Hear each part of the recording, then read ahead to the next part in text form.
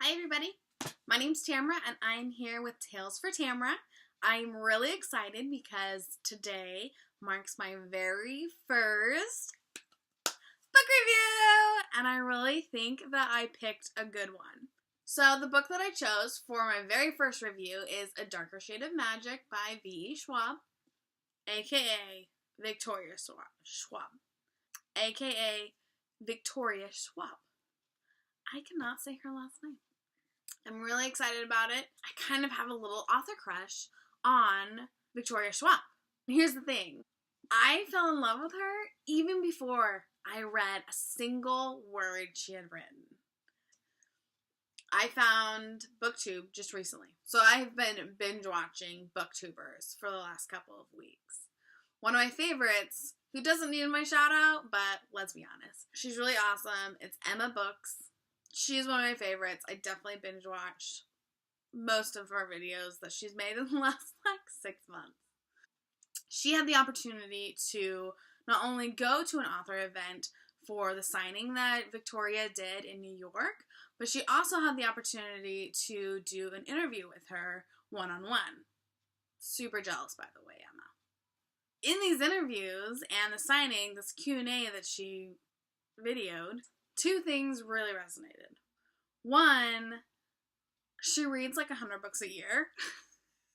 That's twice my goal. I really love when authors genuinely read as much as they write and aren't just telling other people that they need to read that much when they don't do it themselves. So the fact that she reads 100 books a year is amazing to me. And I think that she really backs up her craft that way. I also loved when she was talking about writing conventions. One of her standards is that she doesn't use current writing conventions. She has to put a little twist on things. Well, let's just do the review and we'll go into it. But full disclosure, I love V.E.SCHWAB and will read anything that she writes. A Darker Shade of Magic follows two main characters through 4 different worlds. Kind of amazing. So they're basically parallel universes, and there are just 4 different versions of London. The first one is Grey London. Grey London is basically our London in the time of King George. It's, it's the land that has forgotten about magic. She puts it in the book that in the balance of power between magic and man won, and that's Grey London. Lila lives in Grey London.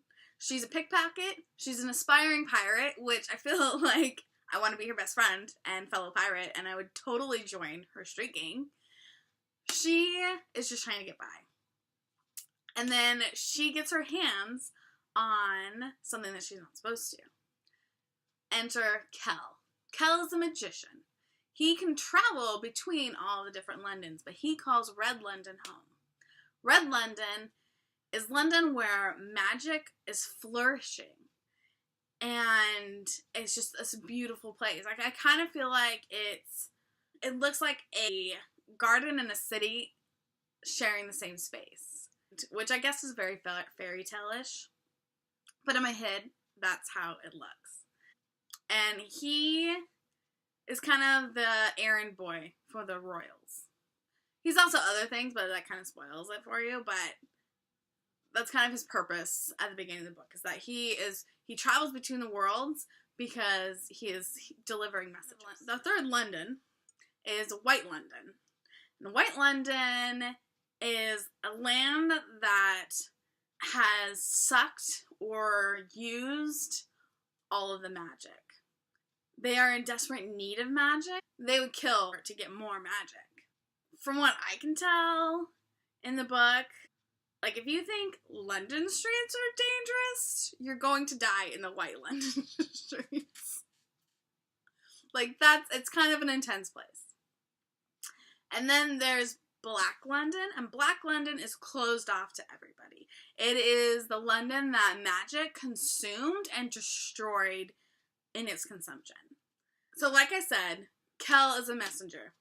One of the times that he goes into Grey London, Lila picks his pocket and gets a hold of something that is very dangerous, and she decides that she needs to help him fix the problem that this object has created.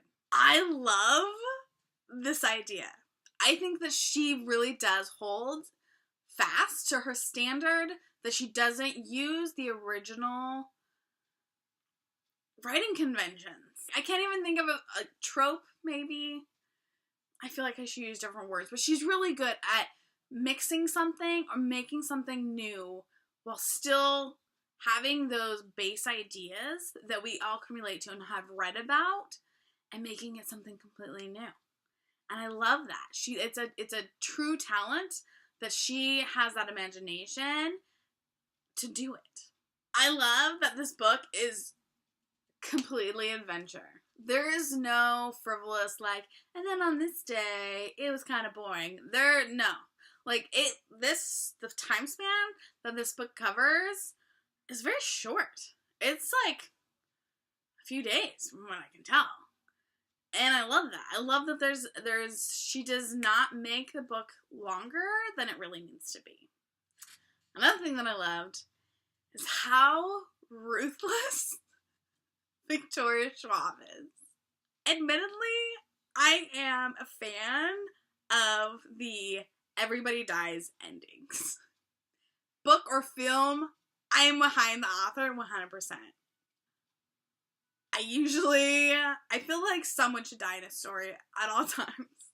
And she's just descriptive enough that you're like, whoa, what just happened? Was that necessary?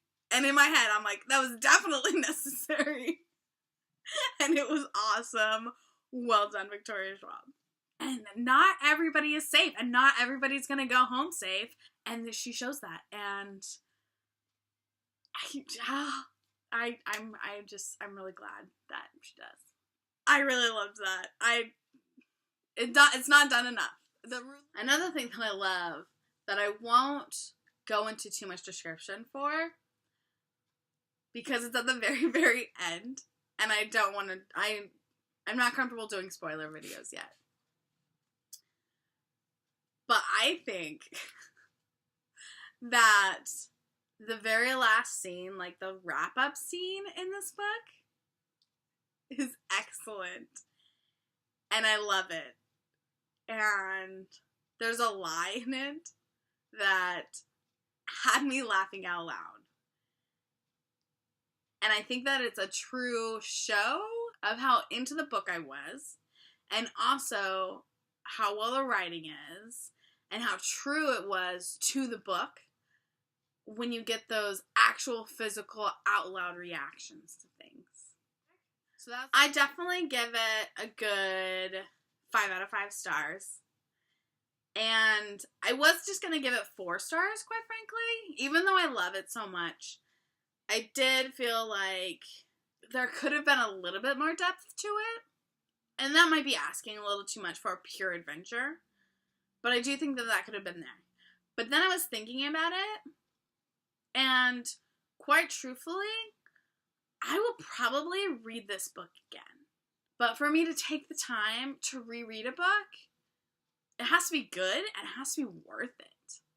I'm not going to waste time reading something that was just okay, like, yeah, that was a good adventure, whatever.